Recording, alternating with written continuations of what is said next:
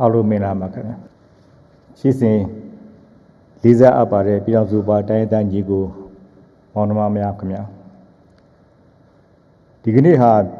ပြည်တော်စုသမ္မတမြန်မာနိုင်ငံတော်အစိုးရနဲ့တိုင်းဒေသလက်နက်ကိုင်အဖွဲ့အစည်းများအကြားမှာတနင်္ဂနွေပြည်ကတိုက်ခိုက်မှုရစရေးသဘောတူစာချုပ် Nationwide Ceasefire Agreement NCA ကိုချုပ်ဆိုနိုင်ခဲ့တာစနစ်ပြည့်ပေါက်တဲ့မင်းရှိသောနေ့ပဲဖြစ်ပါတယ်ကုလချိန်ခံတမရမှာသဘောတူစာချုပ်စတင်လက်မှတ်ရေးထိုးချိန်ကပါဝင်ခဲ့ကြတဲ့တိုင်းဒေသလက်နက်ကိုင်အဖွဲ့အစည်းအသီးသီးကတိုင်းသားခေါင်းဆောင်များနောက်ငြိမ်းချမ်းရေး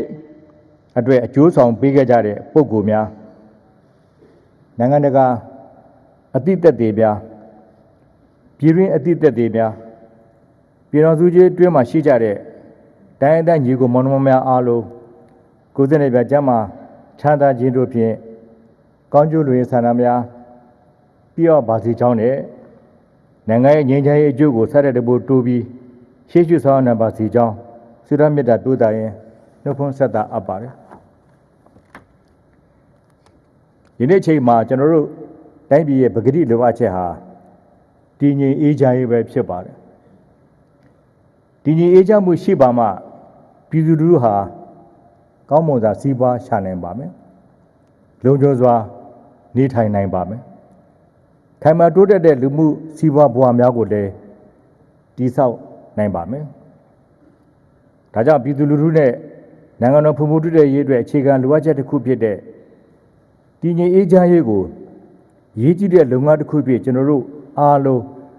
မဆုတ်မနစ်ဆက်လက်ဆောင်ရွက်သွားကြမှာဖြစ်ပါတယ်ဒီပါပြည်သူတိုင်းသားညီကိုမောင်နှမများခင်ဗျာလွတ်လပ်ရရှိပြီးတဲ့နောက်ပိုင်းပေါ်ပေါက်လာခဲ့တဲ့လက်နက်ကိုင်လမ်းစဉ်ချုပ်ငင်းစေဖို့ခေတ်ဆက်ဆက်အစိုးရတွေအနေနဲ့ညီလန်းမျိုးစုံနဲ့ကြိုးပမ်းဆောင်ရွက်ခဲ့ကြပါတယ်လက်ရှိအခြေအနေမှာလည်းပြည်သူညီညာရရှိဖို့တဲ့ဆက်လက်ကြိုးပမ်းဆောင်ရွက်နေကြဆဲလည်းဖြစ်ပါတယ်ယနေ့မြင့်ဖောက်ကာလအထိတိုင်းတိုင်းညီကိုတွေတင်းတင်းမြတ်မြတ်စီစီလုံးလုံးဖြစ်လာမှာကိုမလိုလားတဲ့ပြည်တွင်းပြည်ပအဖြစ်မောင်းအုပ်စုတွေကလည်းနီလန်းပေါင်းစုံအသုံးပြုပြီးနှောက်ယှက်မှုမျိုးမျိုးပြုလုပ်နေတာကိုလည်းသတိကြီးစွာထားကြဖို့လိုအပ်ပါတယ်။နွားကိုရင်ကြားဆက်တတ်တယ်ဆိုတာကိုသိပါလေငါလေငါတို့ဘကိုးရောက်စိတ်မျိုးမမွေးကြဖို့လည်းလိုပါတယ်။ပြည်ရင်အားသည်ပြည်တွင်းမှာရှိသည်ဆိုတဲ့အဆိုစကားဟာအဓိပ္ပာယ်အပြင်ဒုစရလေးနဲ့လှပြီးအမြဲထာဝရမှန်ကန်နေမဲ့အမှန်တရားဖြစ်တယ်ဆိုတာကိုလေးတာလိုက်နာခံယူသွားကြဖို့လည်းလိုအပ်လှပါတယ်။တိုင်းသားညီကိုမောင်နှမများခင်ဗျာကျွန်တော်အနေနဲ့ရင်းရဲနဲ့ပတ်သက်တဲ့တွဲဆိုဆွေးနွေးမှုတွေဘိုင်းမှာ NCA နဲ့ပတ်သက်ပြီးအလေးနဲ့ထားပြောကြားခဲ့ခြင်းဟာ NCA စာချုပ်ဟာကျွန်တော်နိုင်ငံတွေအရေးကြီးဆုံးလိုအပ်နေတဲ့ရင်းရဲလုပ်ငန်းစဉ်တွေမှာအဓိကအကြဆုံးအခြေခံလှုပ်ဆောင်ရမယ့်အချက်ပဲဖြစ်နေလို့ပါ NCA ကိုလက်မှတ်ရေးထိုးရခြင်းရဲ့ရွေးချက်ကတနင်္ဂနွေပြည်ကတိုက်ခိုက်မှုရစရေးကတစဉ်ရေရှည်တည်တဲ့ခိုင်မြဲတဲ့ငြိမ်းချမ်းရေးရတဲ့တိုင်းရင်းသားတွေရဲ့အခွင့်အရေးနဲ့ဒီမိုကရေစီရေးအတွက်ပဲဖြစ်ပါတယ် NCA စာချုပ်ကျူးပမှုအစဟာပထမဒီမိုကရေစီအစိုးရကာလနိုင်ငံတော်သမ္မတရဲ့2011ခုနှစ်အောက်တိုဘာ17ရက်နေ့ကြေညာချက်တည်မြင့်ဆောင်2017နဲ့တိုင်းရင်းသားလက်နက်ကိုင်အဖွဲ့အစည်းတွေကိုငြိမ်းချမ်းရေးဆွေးနွေးဖို့ဖိတ်ခေါ်ခဲ့ရကနေစတင်ခဲ့တာဖြစ်ပါတယ်။ထိရောက်တဲ့ငြိမ်းချမ်းရေးဆွေးနွေးပွဲတွေပြုလုပ်နိုင်ဖို့တဲ့ပြည်တော်စုအဆင့်ငြိမ်းချမ်းရေးဆွေးနွေးပွဲအဖွဲ့နိုင်ငံတော်သမ္မတဥက္ကဋ္ဌမြေပါဝင်တဲ့အဖွဲ့ဝင်12ဦးပါပြည်တော်စုငြိမ်းချမ်းရေးဖော်ဆောင်ရေးဗဟိုကော်မတီ UPCC ဒုတိယသမ္မတဦးဆောင်တဲ့အဖွဲ့ဝင်52ဦးပါပြည်တော်စုငြိမ်းချမ်းရေးဖော်ဆောင်ရေးလုပ်ငန်းကော်မတီUPWC နဲ့မြန်မာနိုင်ငံငြိမ်းချမ်းရေးပြည်내ထူထောင်ရေးလုပ်ငန်းဗဟိုဌာနနဲ့ MPC တို့ကိုဖွဲ့စည်းခဲ့ပါတယ်။အဲ့ဒီတော့မှတော့ကချင်ပြည်နယ်လိုင်ဇာမှာပြုလုပ်ခဲ့တဲ့တိုင်းဒေသတပ်ကအဖွဲ့အစည်းတွေရဲ့ညီလန်ခံကနေ2013ခုနှစ်နိုဝင်ဘာလ2ရက်နေ့မှာတနင်္ဂနွေပြည်ကအပြည့်အခရစရေးဆိုင်ရာညှိနှိုင်းရေးအဖွဲ့ NCTT ကို အဖွဲ့ဝင်73ဦးနဲ့ဖွဲ့စည်းခဲ့ပြီးအဲ့ဒီ NCTD ကိုယ်စားလှယ်များဟာ UWPC UPWC ကိုယ်စားလှယ်အဖွဲ့များနဲ့2014ခုနှစ်မတ်လ9ရက်နေ့ကနေမတ်2015ခုနှစ်မာလ31ရက်နေ့ထိ NCA မူကြမ်းရရှိရေးအတွက်9ကြိမ်တွေ့ဆုံဆွေးနွေးခဲ့ကြပြီးတဲ့နောက်အခန်း9ခန်းအပိုက်33ပိုက်ပါသဘောတူစာချုပ်ကိုအတည်ပြုမူကြမ်းအဖြစ်နှစ်ဖက်သဘောတူညီမှုရရှိခဲ့တာဖြစ်ပါတယ်။အဲ့ဒီတော်တင်မှာ2015ခုနှစ်ဇွန်လ2ရက်နေ့ကနေ9ရက်နေ့ထိကျင်းပခဲ့တဲ့ကရင်ပြည်နယ်လော်ကီလာညီလာခံမှာအစိမ့်မြင့်ညှိနှိုင်းရေးကိုယ်စားလှယ်အဖွဲ့ SD ကိုအဖွဲ့ဝင်15ဦးနဲ့ဖွဲ့စည်းခဲ့ပါတယ်။ NCA မူကြမ်းအတည်ပြုချက်ရရှိပြီးတဲ့နောက်မှာတော့2015ခုနှစ်ဇူလိုင်လမှာ UPWC ကိုယ်စားလှယ်အဖွဲ့များနဲ့ EAO အဖွဲ့တွေရဲ့ SD ကိုယ်စားလှယ်အဖွဲ့များဟာ NPC မှာအထမအကြိမ်ညှိနှိုင်းဆွေးနွေးခဲ့ကြပါတယ်။အဲ့ဒီဆွေးနွေးပွဲမှာ2015ခုနှစ်မတ်လမှာ EAO များပြုလုပ်ခဲ့တဲ့လော်ကီလာညီလာခံက UPWC နဲ့ NCTD ကိုယ်စားလှယ်များအကြားသဘောတူစာချုပ်အတည်ပြုမူကြမ်းကိုအချွတ်တက်တဲ့ဆွေးနွေးညှိနှိုင်းမှုများပြုလုပ်ခဲ့ကြပါတယ်။ဒီလိုအစစ်အစစ်တွဲဆုံညှိနှိုင်းမှုများပြုလုပ်ပြီးတဲ့နောက်2015ခုနှစ်အောက်တိုဘာလ15ရက်နေ့မှာတော့တနင်္ဂနွေပြည်ခတ်တိုက်ခိုက်မှုအစည်းသဘောတူစာချုပ်ကိုနိုင်ငံတော်သမ္မတဦးဆောင်တဲ့အဖွဲ့နဲ့တိုင်းဒေသနာကိုင်အဖွဲ့၈ဖွဲ့တို့ဟာနိုင်ငံတကာအသစ်သက်သေများရှေ့မှောက်ပါခမ်းနားထဲပေါ်သာလက်မှတ်ရေးထိုးနိုင်ခဲ့ပါတယ်လက်မှတ်ရေးထိုးပေါ်မှာပြည်ထောင်စုသမ္မတမြန်မာနိုင်ငံတော်အစိုးရတပ်မတော်တိုင်းဒေသနာကိုင်အဖွဲ့အစည်းများနိုင်ငံတကာအသစ်သက်သေဖြစ်ကမ္ဘာကုလသမဂ္ဂဥရောပသမဂ္ဂတရုတ်ပြည်သူ့သမ္မတနိုင်ငံအိန္ဒိယသမ္မတနိုင်ငံထိုင်းနိုင်ငံနဲ့ဂျပန်နိုင်ငံတို့ပါဝင်လက်မှတ်ရေးထိုးခဲ့ကြပါတယ်2018ခုနှစ်ဖေဖော်ဝါရီလ17ရက်နေ့မှာတော့ EU အဖွဲ့2ဖွဲ့ထပ်မံပါဝင်လက်မှတ်ရေးထိုးလာတဲ့အတွက်စုစုပေါင်းအဖွဲ့10ဖွဲ့အထိအကောင့်တွေပေါ်လက်မှတ်ရေးထိုးနိုင်ခဲ့ပါတယ် NCA ဟာနိုင်ငံတော်ဆိုရတပ်မတော်နဲ့တိုင်းဒေသဒေသကအဖွဲ့တို့ကြား18လကြာအကြိမ်ကြိမ်ဆွေးနွေးညှိနှိုင်းခဲ့ရတာဖြစ်ပါတယ်2015ခုနှစ်ဒီဇင်ဘာလ10ရက်နေ့မှာပြည်ထောင်စုလွှတ်တော်မှာတည်ပြုခဲ့ပြီးမြန်မာတမိုင်းမှာ NCA စာချုပ်ဟာအထင်ကြီးစာချုပ်ဖြစ်တယ်လို့ပြောနိုင်ပါတယ် NCA စာချုပ်ဟာတိုင်းဒေသဒေသကအဖွဲ့များနဲ့နိုင်ငံတော်အစိုးရကြားမှာအာမခံချက်ပေးထားတဲ့ကတိကဝတ်နဲ့သဘောတူညီချက်တစ်ခုဖြစ်ပါတယ် NCA ရဲ့အနှစ်သာရဟာဒုတာဝန်ရေးသွင်းပေါင်းကိုအုပ်ထိပ်ထားပြီးလွတ်လပ်မှုဓာတ်တူညီမျှမှုနဲ့တရားမျှတမှုတို့ကိုအခြေခံတဲ့ပြည်ထောင်စုစိတ်ဓာတ်နဲ့အညီဒီမိုကရေစီရေး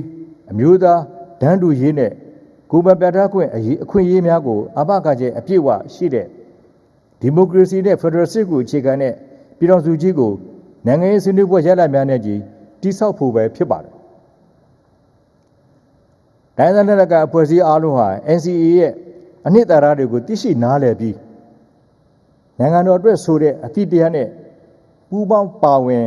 လာဖို့လိုအပ်ပါတယ်တိုင်းယူကိုမောင်နှမများခင်ဗျာ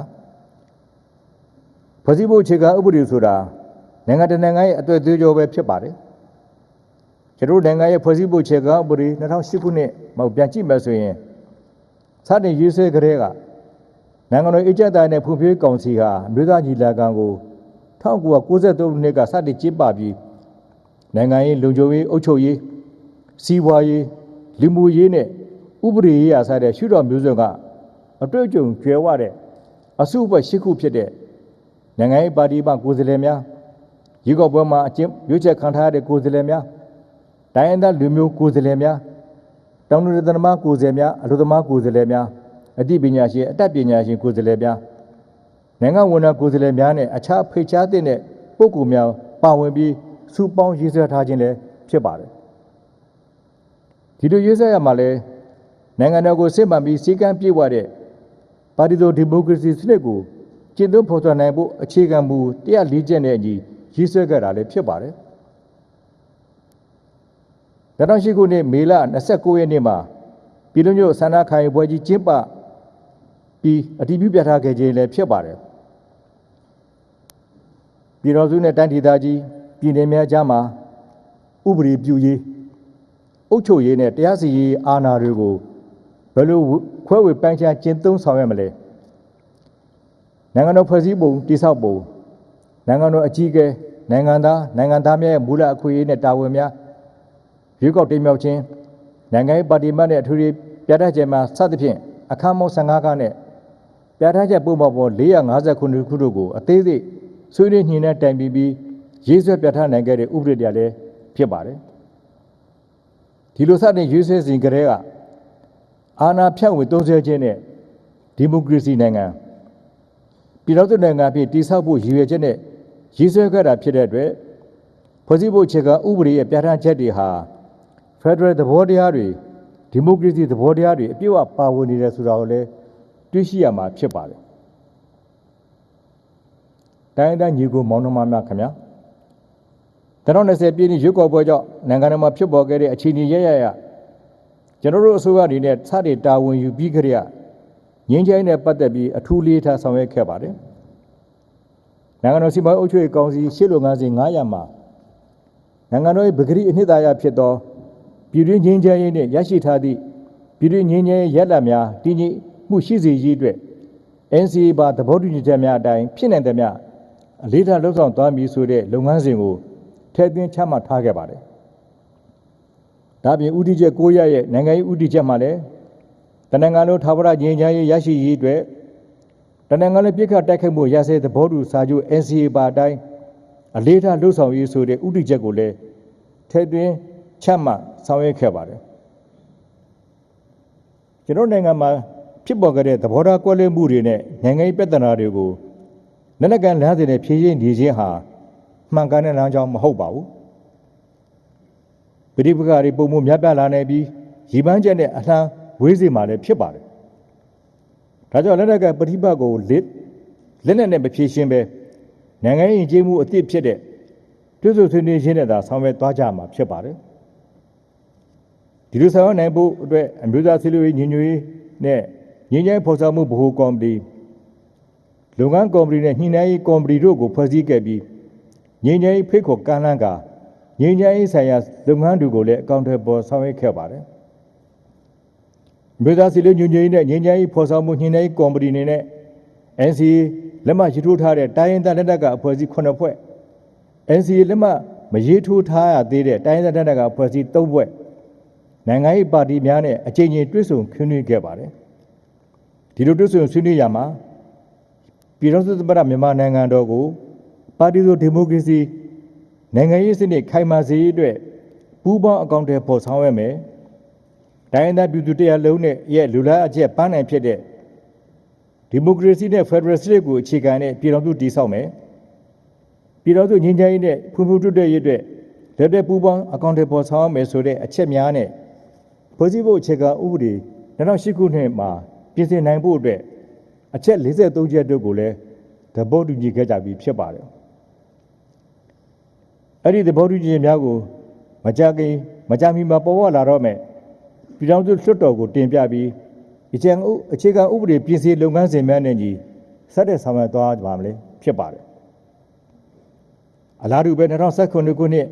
ပြည်ထောင်စုငြိမ်းချမ်းရေးညီလာခံဒုတိယအစည်းအဝေးမှာသဘောတူညီခဲ့တဲ့ပြည်ထောင်စုသဘောတူညီချက်အစိပ်ပိုင်း138ချက်2018ခုနှစ်မှာသဘောတူညီခဲ့တဲ့ပြည်ထောင်စုသဘောတူညီချက်အစိပ်ပိုင်း2 14ချက်2020ပြည့်နှစ်မှာသဘောတူညီခဲ့တဲ့ပြည်ထောင်စုသဘောတူညီချက်အစိပ်ပိုင်း3 21ချက်တို့ကို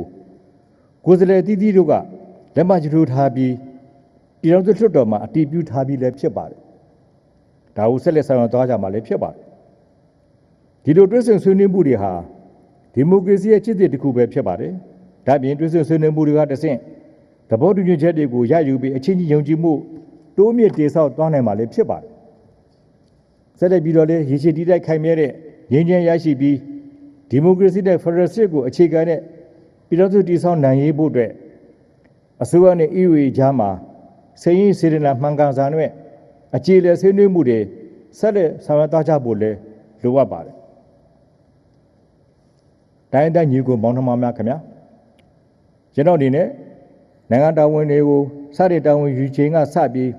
တိုင်းပြည်တရားဝါပြောတဲ့စားရရေးကဖူလုံရေးဆိုတဲ့အမျိုးသားရေးရည်မှန်းချက်200စစ်မှန်စည်းကမ်းပြည့်ဝတဲ့ပါတီစုံဒီမိုကရေစီစနစ်ခိုင်မာစေရေးနဲ့ဒီမိုကရေစီနဲ့ဖက်ဒရယ်စစ်ကိုအခြေခံတဲ့ပြည်ထောင်စုတည်ဆောက်ရေးဆိုတဲ့နိုင်ငံရေးရည်မှန်းချက်200ကိုချမှတ်အကောင့်တွေပေါ်ဆောင်ရွက်လည်ရှိပါတယ်ကျွန်တော်တို့နိုင်ငံဟာတိုင်းဒေသလူမျိုးစုမြောက်များစွာရှိတဲ့ပြည်ထောင်စုနိုင်ငံဖြစ်တဲ့အတွက်တိုင်းဒေသလူမျိုးများအားလုံးရဲ့သွေးစည်းညီညွတ်ရေးကိုတည်ဆောက်နေမှသာလျှင်တိုင်းဒေသလူမျိုးအားလုံးကောင်းစားရေးအတွက်အာမခံနိုင်တဲ့နိုင်ငံတော်ကိုထူထောင်နေမှလည်းဖြစ်ပါတယ်လက်နက်ကိုင်ပြဿနာကြောင့်ထိခိုက်ဆုံးရှုံးမှုအများဆုံးဟာဖွံ့ဖြိုးမှုအားနည်းတဲ့တိုင်းဒေသကြီးများနဲ့ပြည်နယ်များမှာသာဖြစ်ပေါ်နေတာကိုတွေ့နိုင်ပါတယ်အဲ့ဒီဒေသတွေဟာလူလိုက်ရေးမရမီနဲ့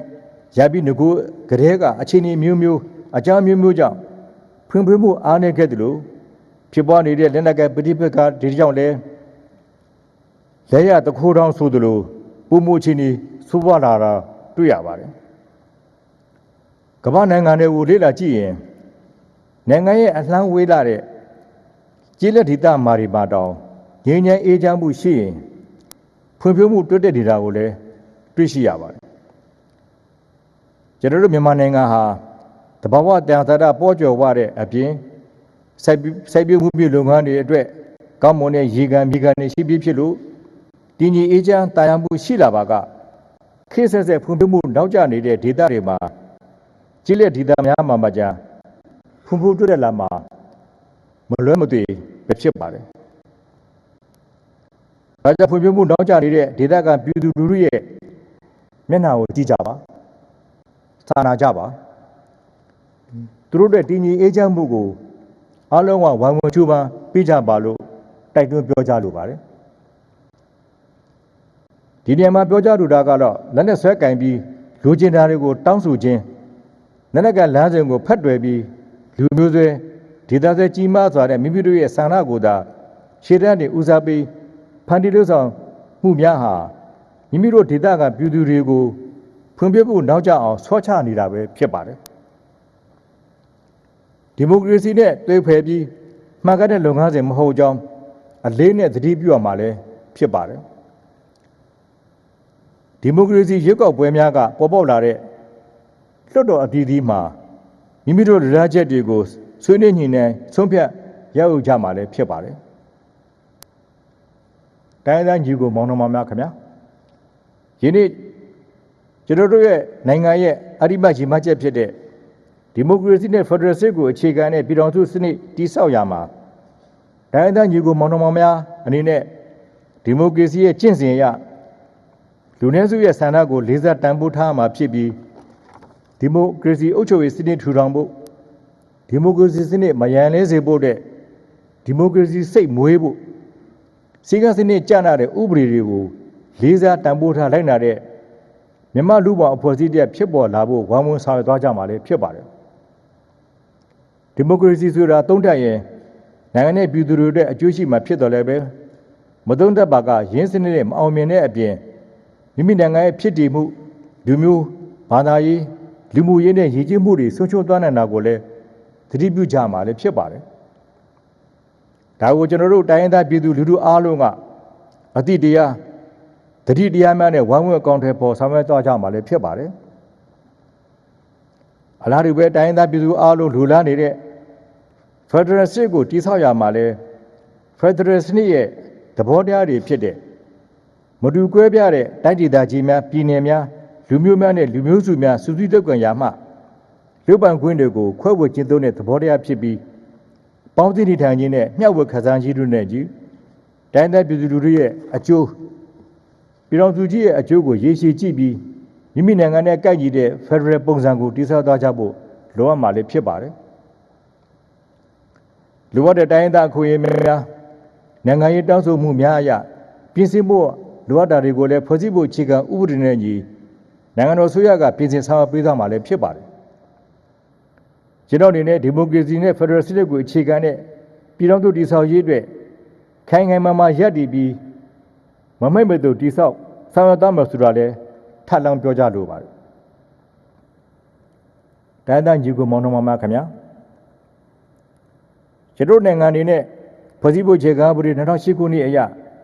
နိုင်ငံတော်တည်ငြိမ်အေးချမ်းစွာနဲ့လွတ်လပ်ပြီးတရားမျှတတဲ့ပါတီစုံဒီမိုကရေစီအထူးရွေးကောက်ပွဲကိုလာမယ့်ဒီဇင်ဘာလ28ရက်နေ့မှာစတင်ကျင်းပတော့မှာဖြစ်ပါတယ်။ရွေးကောက်ပွဲရလဒ်များရပေါ်ထွက်လာမဲ့အစိုးရကိုဒီမိုကရေစီစံနှုန်းများနဲ့အညီနိုင်ငံတော်တာဝန်ထမ်းဆောင်နိုင်စေလဲဆက်လက်ဆောင်တော့မှာဖြစ်ပါတယ်။ကျွန်တော်နိုင်ငံတော်တာဝန်ယူခြင်းကအစကတည်းကအခက်ပေါင်းများစွာကြားတဲ့ဦးစားပေးလှုပ်ဆောင်ပေးရမယ့်တာဝန်တွေကိုလည်းအဆင့်လိုက်ချမှတ်ပြီးကြိုးစားအကောင့်ထဲပေါ်ခဲ့ပါတယ်။ကျွန်တော်ဒီနေ့ရွေးကောက်ပွဲကာလများမှာဖြစ်ပေါ်လာတဲ့အခြေအနေကိုလည်းတွက်ဆပြီးလူကြီးကောင်းမွန်အောင်တွဲ့မြဆောင်သွားမှာလည်းဖြစ်ပါတယ်။တပ်စဉ်တိုင်းဒေသကအဖွဲ့အစည်းများကလည်းပူးပေါင်းပါဝင်ပေးကြဖို့လည်းပြောကြားလိုပါတယ်။တိုင်းသားများရဲ့ဆန္ဒနဲ့လူလားချက်တွေကိုဒီမိုကရေစီနည်းလမ်းတစ်ကြောင်းဆောင်ရွက်ပေးနိုင်ဖို့တဲ့နိုင်ငံရေးစင်မြင့်ဖြစ်တဲ့လွှတ်တော်တွေကိုမြို့သားတိုင်းရင်းသားကိုယ်စားလှယ်များစုံစုံညီညီရောက်ရှိလာဖို့လည်းလိုအပ်ပါတယ်။ဒါမှသာဒီမျိုးစုလိုက်လူလားချက်တွေရည်မှန်းချက်တွေကိုပူလင်းမြင်သာစွာဆွေးနွေးပြီးစူပေါင်းဆုံးဖြတ်အကောင့်ထဲဖော်နိုင်မှာလည်းဖြစ်ပါတယ်။ယခုကျင်းပမဲ့ရွေးကောက်ပွဲစနစ်မှာပြည်သူ့လွှတ်တော်တစ်ခုတည်းမှာသာ FPTP စနစ်ကိုခြေသုံးမှာဖြစ်ပြီးအမျိုးသားလွှတ်တော်နဲ့တိုင်းဒေသကြီးသုံးမှုပြည်နယ်လွှတ်တော်တို့မှာရုံးတော်ထားတဲ့ကိုယ်စားလှယ်အချိုးကျစနစ် Mixed Member Proportional System MMP ကိုအသုံးပြုမှာဖြစ်ပါတယ်။ MMP စနစ်ကိုအသုံးပြုခြင်းအပြင်ပါတီငယ်များနဲ့တိုင်းဒေသပါတီတွေဟာအချိုးကျကိုစားပြုစနစ်အရကိုယ်စားလှယ်လောင်းတွေရရှိလာမှာလည်းဖြစ်ပါတယ်။ FPTP စနစ်တမျိုးတည်းအသုံးပြုမယ်ဆိုလို့ရှိရင်နိုင်သူအကုန်ယူဆွေးတဲ့အတိုင်းကိုယ်စားလှယ်နေရာအများစုကိုမဲအများဆုံးရရှိတဲ့ပါတီကြီးတွေကရယူသွားမှာဖြစ်ပြီးတို့တော်ထဲမှာပါတီကြီးတွေရဲ့ကြီးစိုးသွားမှာပဲဖြစ်ပါတယ်။ PR စနစ်နဲ့ထိန်းညှိခြင်းအပြင်တိုင်းသားပါတီတွေတဲ့ပါတီငယ်များအနေနဲ့၎င်းတို့ရရှိတဲ့မဲများအလဟတ်မဖြစ်ပဲအချို့ကျကိုစားပြုစနစ်ရကိုယ်စားလှယ်နေရာများရရှိပြီးတို့တော်နေရာများကိုလည်းဝင်ရောက်နိုင်မှာဖြစ်ပါတယ်။တိုင်းတိုင်းညီကိုမောင်နှမအနေနဲ့မိမိတို့အကျိုးစီးပွားကိုအမှန်တကယ်ဆောင်ရွက်တဲပိုးပေးနိုင်တဲ့မိမိလူမျိုးမိမိဒေသပေါ်မှာလေးထားမဲ့ပုံကိုယ်တွေကိုရွေးချယ်သွားကြဖို့လည်းလိုအပ်ပါတယ်။စင်ရှင်တော်တရားနဲ့ဆုံးဖြတ်မဲ့ပေးတဲ့ဓလေ့ကိုဒီမိုကရေစီစနစ်ထွန်းကားရှင်သန်ရေးအတွက်လေ့ကျင့်မွေးမြူကြဖို့လည်းပြောကြားလိုပါတယ်။တိုင်းသားညီကိုမောင်နှမများခင်ဗျာ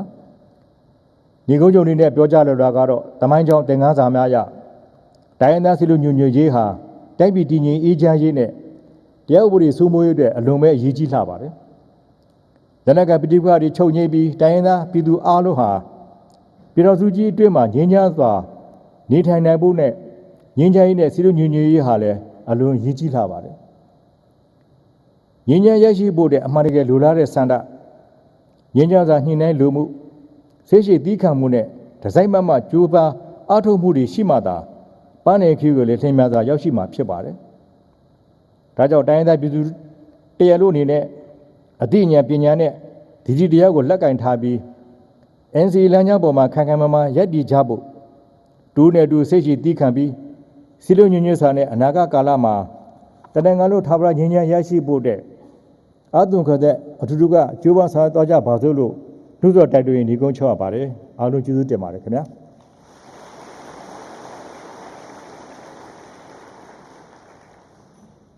အစီအစဉ်ရတော့ဒီကျွန်တော်တို့ဒီကျွတီပေးစရတဲ့ program နဲ့ကျွန်တော်တို့ဘေကွန်းပြောခြင်းဖြစ်ပါတယ်ဒါဒီမေကွန်းနဲ့ကျွတီပြင်ဆင်ထားတဲ့ဘေကွန်းပါပဲအမှန်တည်းမှာပြောကြလေးတွေကျွန်တော်နည်းနည်းရှိတဲ့ကြောင့်ကျွန်တော်ကျေပိုင်ကော်မတီတဲ့ကျွန်တော်အသိပေးထားပါတယ်ငါ10မိနစ်တော့နည်းနည်းပြောချင်ပါတယ်ဆိုပြီးကျွန်တော်ပြောထားပါတယ်အဲ့တော့ဒီငင်းငိုင်းတဲ့ NC နဲ့ပတ်သက်ပြီးတော့ဆက်ဆက်ပြီးနည်းနည်းကျွန်တော်တို့နိုင်ငံရဲ့အခြေအနေလေးပေါ့လေကျွန်တော်လည်းရတာ89နှစ်ကျော်ပြီဖြစ်ပြီးတော့လာမယ့်2028ဆိုလို့ရှိရင်နှစ်80ပြည့်ပါတော့ကျွန်တော်တို့လည်းရတာဘာများပြည့်ပြည့်ဝဝခံစားရလဲပေါ့ဒါကျွန်တော်တို့ပြန်ကြည့်ဖို့လိုပါလိမ့်လူလိုက်ရကြတဲ့ပယောဂမျိုးမျိုးတွေကြောင့်အခုထိတိုင်းပြည်မှာတိုင်းသားပြည်သူတွေဒုက္ခဆင်းရဲမျိုးစုံနဲ့ကြုံတွေ့နေရတာဖြစ်ပါတယ် ကျွန်တော်အိန္ဒိယကြီးနိုင်ငံတွေပါဝင်တည်ငြိမ်ပြီးတော့တိုးတက်နေတဲ့နိုင်ငံများနဲ့နှိုင်းယှဉ်ကြည့်နိုင်ပါတယ်ကိုယ်နဲ့အင်အားတူတဲ့ကိုယ်နဲ့လူကြီးအပြင်တူညီတဲ့အကျယ်ဝန်းအပြင်တူညီတဲ့စီးပွားရေးအပြင်တူညီတဲ့နိုင်ငံတွေနဲ့နှိုင်းယှဉ်ကြည့်လို့ဆိုကျွန်တော်နောက်ကျကြံခဲ့တော့ဒါတွေ့နိုင်ပါတယ်ဒါပါလဲဆိုရင်တော့စောစောကကျွန်တော်မေခွန်းမှလည်းပါပါတယ်ပြည်တွင်းပြည်ပပယောဂအမျိုးမျိုးကြောင့်ကျွန်တော်တို့ဒီလိုဖြစ်လာခဲ့တယ်ဆိုတာကိုကျွန်တော်တွေ့ပါတယ်အဆိုးဆုံးတော့အားနည်းချက်ရှိစေတော့ကျွန်တော်တို့နိုင်ငံသူနိုင်ငံသားတွေထဲမှာအသိပညာအတတ်ပညာအတိုင်းပညာအားနည်းနေတာဆိုတာလေကျွန်တော်တို့တွေ့ပါဒါလည်းလူရည်နဲ့အိမ်เจ้าစာတကောင်စင်းကောက်တဲ့အချိန်မှာဒီမှာအကုန်လုံးပေါ်ပါတယ်ဒီချက်လေးတွေကြည့်ပဲဆိုရင်ဒါသင်္ကန်းစာဒါကြီးမားစွာကျွန်တော်တို့ပေးထားတာကိုကျွန်တော်တွေ့ပါတယ်လွတ်လပ်ရပြီးမရခင်အချိန်ပေါ့လေနော်လွတ်လပ်ရချင်ဆုံးရှုံးမှုကာလနော်ဒီဘက်လွတ်လပ်ရပြီးတော့ဒီဘက်ကာလပေါ့ပြန်ကြည့်ခေတ်သမိုင်းကြောင်းပြန်ကြည့်လို့ရှိရင်လည်းကျွန်တော်ပြီးခဲ့တဲ့ငင်းငယ်ကြီးညီလာခံနဲ့ကျွန်တော်ပြောခဲ့ပါတယ်ကျွန်တော်ရှင်ကြီးဝမ်းလည်းဝင်ခဲ့တယ်ရှင်ငယ်ဝမ်းလည်းဝင်ခဲ့တယ်ကျွန်တော်မျိုးစုံကြုံတွေ့ခဲ့ရပြီးဒါကိုသင်္ကန်းစာယူပြီးတော့ကျွန်တော်1988ခုနှစ်ဒီမိုကရေစီနဲ့ပတ်သက်ပြီးတောင်းဆိုမှုတွေလုပ်တဲ့အချိန်မှာပြည်သူကနေပြီးတော့ပါတီစုံဒီမိုကရေစီကိုတွားကျင်တယ်လို့ပြောတော့တဲ့ကြောင့်ဟုတ်ပြီအဲ့ဒါဆိုရင်လည်းပြည်သူရဲ့ဌာနဖြစ်တဲ့ပါတီစုံဒီမိုကရေစီစနစ်ကိုကျွန်တော်တို့အခုရအောင်တွားကြတာဖြစ်ပါတယ်ဒါကလည်းပါတီစုံဒီမိုကရေစီနဲ့ပြည့်စုံတဲ့ဒီမိုကရေစီနဲ့ဖက်ဒရယ်စစ်ကိုအခြေခံတဲ့ပြည်ထောင်စုတည်ဆောက်ရေးလို့ကျွန်တော်တွားပါတယ်ဒါလည်းတမတော်နေပြီးဥဆောင်ပြီးလုပ်ပေးကြတာဖြစ်ပါတယ်အဲ့အချိန်တော့ရှိခဲ့တဲ့အခြေအနေရပါလေဒီအခြေခံဥပဒေကျွန်တော်ရေးဆွဲခဲ့တော့ဖြစ်တဲ့အတွက်ကြောင့်ဒါကျွန်တော်ပြည်ပမှုလိုအပ်တယ်ဆိုတာကျွန်တော်နားလည်ပါတယ်အဲကြောင့်ကျွန်တော်ဒီ2020ခုနှစ်နိုင်ငံရဲ့တာဝန်ယူပြီးတဲ့အချိန်မှာဒါတိုင်းဒေသနဲ့ကအဖွဲ့အစည်းတွေနိုင်ငံရေးပါတီတွေနောက်တွဆုံတည်သူဆွထားတဲ့ပုဂ္ဂိုလ်တွေကျွန်တော်ကိုယ်တိုင်တော်တော်ကောင်းကျွန်တော်ရဲ့ကိုယ်စားလှယ်များနဲ့တော်တော်ကောင်းအချိန်ချင်းတွဆုံဆွေးနွေးပြီးတော့မှကဲဟုတ်ပြီအခြေခံဥပဒေတွေပြင်ဖို့တဲ့ကျွန်တော်တချို့ဟာတွေကျွန်တော်သဘောတူညီချက်ကိုပေးပါတယ်ကျွန်တော်ကိုယ်တိုင်လည်းဖြစ်ချင်ပါတယ်ကျွန်တော်ရဲ့စံတာကတိုက်ပြီးအေးချမ်းပြီးတော့မှတိုးတက်ခြင်းနဲ့တိုက်ပြီးဖြစ်ချင်တယ်ဘာလို့ကျွန်တော်နောက်ကျချင်ခဲ့ရလဲဒါကြောင့်ဖြစ်နေတာကျွန်တော်တို့ကလုပ်ပေးမယ်တိုင်းသားနဲ့တက်ဆိုင်ရာပုံကူများလည်းဖြစ်နေတာကိုပဲပြောဖို့လုပ်ကြဖို့ဒါပြောချင်ပါတယ်မဖြစ်နေတာလည်းရှောက်ပြောပြီးတော့မှလုပ်နေလို့မရပါဘူးဒါကြောင့်ကျွန်တော်တို့ဒါကိုလေဟလာဥထိချက်မှန်ကန်စွာနဲ့လုပ်ဖို့ကျွန်တော်လိုအပ်ပါတယ်ဒီမှာလည်းခုနကျွန်တော်တို့တိုင်းသားနေပတ်သက်ပြီးတော့တောင်းဆိုချက်တွေလုပ်တဲ့အခါမှာနိုင်ငံရေးအစိမ့်မြင့်ဖြစ်တဲ့လွှတ်တော်ပေါ်မှာပြောနိုင်တာတော့အကောင်းဆုံးဖြစ်ပါဒါကြောင့်ကျွန်တော်စပြီးတော့ဒီဟာနဲ့ပတ်သက်စဉ်းစားတဲ့အခါမှာဒီအချို့ကြကိုစားပြုစနစ်ဒီသွားဖို့ကျွန်တော်တို့ဒီဓာလေးကျွန်တော်စဉ်းစားခဲ့ပါအဲကြောင့်ကျွန်တော်ပြီးခဲ့တဲ့ဟလာဒီရွက်ကော်ပွဲရတာတွေကိုလို့သုံးသပ်ပြီးတော့မှဒါပေမဲ့ရွက်ကော်ကြောက်လို့ရှိရင်တော့ဒါရွက်ကော်ပုံစံလေးပြောင်းလုပ်ကြမယ်ဆိုပြီးကျွန်တော်တို့ဆောင်ရွက်ခဲ့တာဖြစ်ပါတယ်ဒါလည်းပါတီနိုင်ငံရေးပါတီတွေအားလုံးသဘောတူညီချက်နဲ့လုပ်တာဖြစ်ပါတယ်အဲ့တော့ဒါမဲ့ဒီဇင်ဘာ28ရက်နေ့မှာရွက်ကော်ပွဲကျွန်တော်လုပ်ပါမယ်စီးရင်ပေးထားတဲ့အားလုံးပေါင်းဝင်ဖို့တဲ့အားလုံးပေါင်း58ပါတီရှိပါတယ်တနင်္ဂနွေလုံးဝင်ပြိုင်မှာ6ပါတီနောက်တော့ကပြည်내တိုင်းဒေသကြီးတွေမှာဝင်ပြိုင်မှာ51ပါတီ58ပါတီရှိပါတယ်ကျွန်တော်တို့စစ်ဖို့အတွက်ကျွန်တော်တို့တက်ဆိုင်ဝန်ကြီးဌာနတွေရောက်ရှိလာတဲ့ဆင်းရဲကြည့်တဲ့အခါမှာတော့ကိုယ်တည်းလောက်9000ကျော်ကျွန်တော်ရှိပါတယ်အဲ့ဒါနဲ့တချို့ဟာတွေလည်းအကြမ်းမြင့်ကြည့်တဲ့အခါမှာလည်းအတိုင်းပြကြနဲ့ပတ်သက်တာတို့တခြားကိစ္စတွေနဲ့ညီစွန်းတာတွေ့တဲ့အခါကျတော့တချို့ကလည်းအပြောင်းလဲတော့ဒါရှိနေပါလိမ့်မယ်ဒါကြောင့်ကျွန်တော်တို့ဒီရုပ်ောက်ပွဲတော့တော်တော်အားကောင်းတဲ့ရုပ်ောက်ပွဲတစ်ခုဖြစ်မယ်လို့ကျွန်တော်တို့ပြောလို့ပါတယ်ကျွန်တော်ကိုယ်တိုင်လည်းအားပေးပါတယ်လောက်ကြပါကျွန်တော်တို့ဒါနဲ့ပတ်သက်ပြီးလည်း free and fair ဖြစ်တဲ့ရုပ်ောက်ပွဲဖြစ်ရမယ်ဆိုပြီးကျွန်တော်ပြောပါတယ်ပြီးခဲ့တဲ့ရုပ်ောက်ပွဲ300မှာအတွေ့အကြုံရမဲမတမာမှုတွေဖြစ်ခဲ့တာဒီ မဲလက်မှတ်နဲ့ပေးတဲ့ဟာမှာတော်တော်လေးပြဿနာတက်ပါတယ်နော်ကျူတင်မဲတွေမှာပြဿနာမျိုးစုံတက်ခဲ့ပါတယ်ဒါကြောင့်ဒီဟာကိုဒါတွေမဖြစ်အောင်ဆိုပြီးတော့မြန်မာ electronic voting machine ကျွန်တော်ကိုယ်တိုင်မဲ့ဒါအကြိမ်ချင်းစစ်ပြီးတော့မှဒီတိုင်းလုပ်ပါပတ်စံကုန်ရင်လည်းကုန်ပါစေဆိုပြီးတော့ကျွန်တော်လုပ်တာဖြစ်ပါတယ်ဒါမနေ့ကတက်ဆိုင်ပုံကိုတချို့တွေကျွန်တော်ပြပါတယ်ဘလို့မှမဲလင်းစရာအကြောင်းမရှိပါမတမမို့လို့စရာလုံးနေစရာအကြောင်းကိုမရှိဘူးကျူတင်မဲကိုလည်းကန့်တက်ချက်တွေမျိုးစုံကျွန်တော်လုပ်ထားပါတယ်ဒါကြောင့်ဒီဟာတော့ဟလာရုပ်ကောက်ပွဲတော့အောင်မြင်တဲ့ရုပ်ကောက်ပွဲဖြစ်နိုင်မယ်လို့ဟလာfree and fair ဖြစ်တဲ့ရုပ်ကောက်ပွဲဖြစ်နိုင်မယ်လို့ကျွန်တော်ယုံကြည်ပါတယ်ကျွန်တော်ပထမချိန်မှာတော့102မြို့နယ်ပေါ့ဒုတိယချိန်မှာ100ကျွန်တော်လုပ်ပါပါကျန်တဲ့မြို့နယ်တွေကတော့ဟလာတတိယချိန်မှာကျွန်တော်လုပ်ပါပါရန်ကုန်ပြည်တော့မရဘူးဆိုတော့ကျူတင်ကျွန်တော်ဝန်ခံထားပါတယ်နော်ရန်ကုန်ပြည်တော့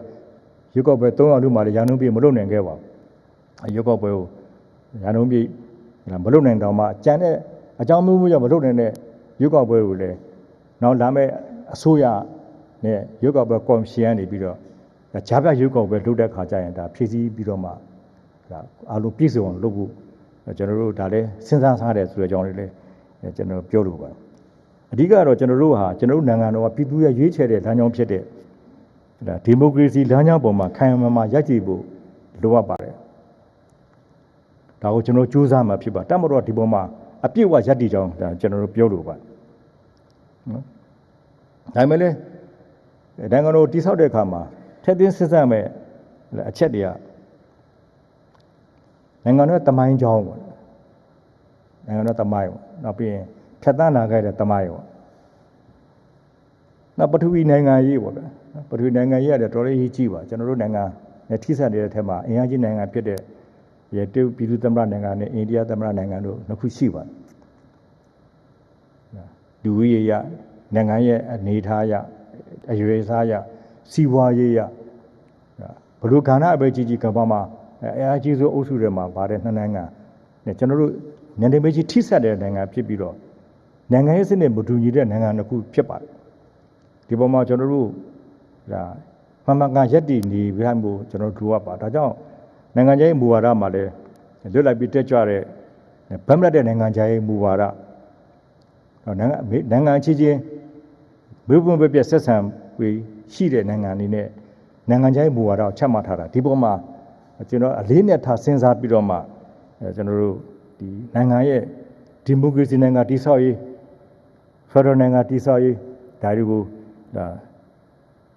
ထည့်သွင်းစဉ်းစားဆောင်ရွက်ဖို့လူတွေအကြောင်းလေးတွေကျွန်တော်ပြောလို့ပါဒီလိုစဉ်းစားဆောင်ရွက်ဖို့ပြောနေရင်စောစောကျွန်တော်ပြောတဲ့ကျွန်တော်တို့မှာအားနည်းချက်ရှိတယ်အသိပညာအတတ်ပညာအတိုင်းပညာရေးနဲ့ပတ်သက်တာအားနည်းတာလုံးဝညင်းလို့မရအောင်ဒါကိုကျွန်တော်တို့ကပညာရေးနဲ့ပတ်သက်ပြီးတော့အဓိကတာမြင့်တင်ပေးဖို့လိုအပ်ပါတယ်မရှက်ပါဘူးကျွန်တော်တိုက်ပြည်နဲ့ပတ်သက်ကျွန်တော်ပြောတာတစ်ခါကြောက်တယ်ကိုပုံကိုလှန်ထောင်းတယ်ကျွန်တော်ပြောကြပါတကယ်တော့တကယ်အမှန်ပါပဲတကယ်အမှန်ပဲကျွန်တော်တို့မှာအားနည်းချက်ရှိတာပညာရေးအားနည်းချက်ရှိတဲ့အတွက်ကြောင့်ပထမဆင့်အနေနဲ့ KG class 90ကိုသွားဖို့ရအောင်လုပ်ကြဖို့လိုပါတယ်အခုတက်တဲ့တော့ကျွန်တော်အကြောင်းတွေဖွင့်ပါတယ်ပြီးခဲ့တဲ့ဂျပန်ကဒီကြောင်မဲကိုပြန်ပြီးတော့ထိန်းချုပ်တဲ့ကံမှာကြော်ချက်ချင်းစိုင်းပြီးပြောတာမယ်ကျောင်းတွေရောက်အောင်အရောက်ဖွင့်ပါကလေးတွေဟဲ့အစိုးရစစ်အကြောင်းတော့ငါမပြောဘူးပါလို့ကျောင်းစစ်တွေရှိမယ်ကျောင်းစစ်တွေမှာတော့ဟဲ့လားဒီစနေတူနေ့မှာရအောင်တင်ပေးပြီးကိုတင်ပြီးတဲ့လောက်ကိုဟဲ့လားဆောင်ပွဲစစ်ပေးလိုက်သွားပြီးတော့စနေတူနေ့ပြီးလို့ရှိရင်ကျောင်းပိရက်တွေမှာလည်းပြန်တက်ခိုင်းရွယ်ဒီကျောင်းပိရက်ကြတယ်ကျောင်းပြတ်တာကကြံခဲ့တဲ့ဆက်ချွတ်တွေပြန်လို့ပြီးအဲ့ပါတခါဆောင်ပွဲတခါပြန်စစ်သူတို့တဲ့ကလေးတွေမဆုံးရှုံးပါဘူးသူတို့တစ်နှစ်ဆုံးရှုံးမှုဆိုတာတော်တော်လေးကြီးမားပါတယ်ဒီမှာတယောက်လာတဲ့ပူတယ်တွေအားလုံးလည်းပညာအကြောင်းတွေကြကြတဲ့လူတွေဖြစ်ပါတယ်နော်တာသမီချင်းကျောင်းသားချင်းပေါ့နော်မိဘချင်းစာနာဖို့လိုပါတယ်အဲကြောင့်သူတို့တွေပညာတတ်တွေပညာကိုမကြံခဲ့အောင်ကျွန်တော်တတ်နိုင်စွာဆောင်ရွက်ပေးပါတယ်အလားတူစွာပဲတက္ကသိုလ်တွေကောလိပ်တွေမှာလည်းဟိုအကြောင်းမျိုးကြောင့်ပိတ်ရတဲ့အကြောင်းတွေရှိတယ်တတ်နိုင်စွာဖွင့်ခိုင်းပါတယ်ပျက်စီးသွားတဲ့အကြောင်းတွေစောစောခင်ဗျားတို့ဒီမှာ board မှာပြထားတဲ့ပုံတွေမှာတွေ့ပါလိမ့်မယ်နော်ဒါတွေလည်းကြီးမားတဲ့ဆုံးရှုံးမှုတွေအများကြီးဖြစ်ပါတယ်ဒါလည်းတတ်နိုင်စွာပြင်ပါမြန်ပြီးတော့လာမယ့်ပညာတွေနဲ့ဒီနေ့ဆိုရင်လည်းဟလာဒီ graduate တက္ကသိုလ်ကျွန်တော်တို့ဖွင့်ဖို့လုပ်ထားပါလာမယ့်နှစ်ဆိုလို့ရှိရင်ကျန်တဲ့တက္ကသိုလ်တွေဖွင့်နိုင်အောင်ကျွန်တော်ကြိုးစားပါအခုဟလာမကြခင်မှာလည်းတခြားတနေရာတက္ကသိုလ်တစ်ခုတို့ကျွန်တော်ဖွင့်နိုင်ဖို့တဲ့ စီစဉ်နေပါတယ်ဒါလေ